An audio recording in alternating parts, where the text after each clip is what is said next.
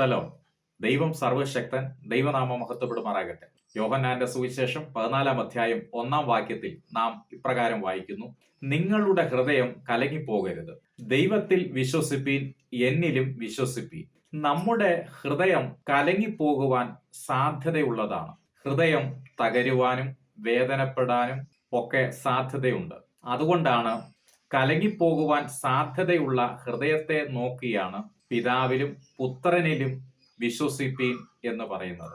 നമ്മുടെ ഹൃദയം കലങ്ങുമ്പോൾ നമ്മൾക്ക് വിശ്വസിക്കുവാനുള്ളത് ഒരിടം മാത്രമേ ഉള്ളൂ: ദൈവസന്നിധി.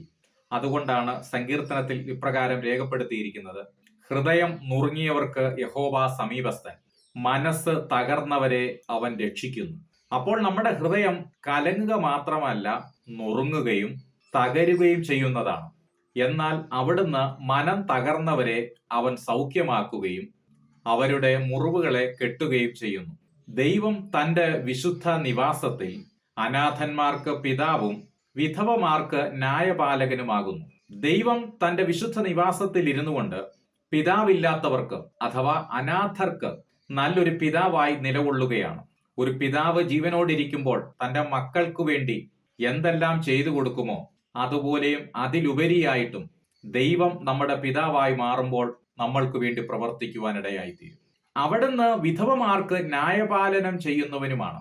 വിധവയുടെ ജീവിതത്തിൽ പലപ്പോഴും ന്യായം ലഭിക്കാതെ വരുമ്പോൾ അവിടുന്ന് ഒരു നല്ല ന്യായപാലകനായി നിന്നുകൊണ്ട് അവിടുന്ന് പ്രവർത്തിക്കുന്ന ദൈവമാണ്.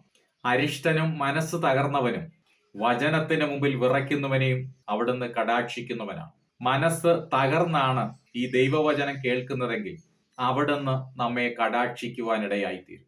അതെ, നിങ്ങളുടെ ഹൃദയം കലങ്ങിപ്പോകരുത്.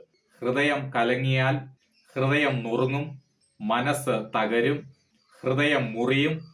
എന്നാൽ അവിടുന്ന് തകർന്നിരിക്കുന്ന മനസ്സും തകർന്നും നുറുങ്ങിയും ഇരിക്കുന്ന ഹൃദയത്തെ അവിടുന്ന് നിരസിക്കുന്ന ദൈവമല്ല.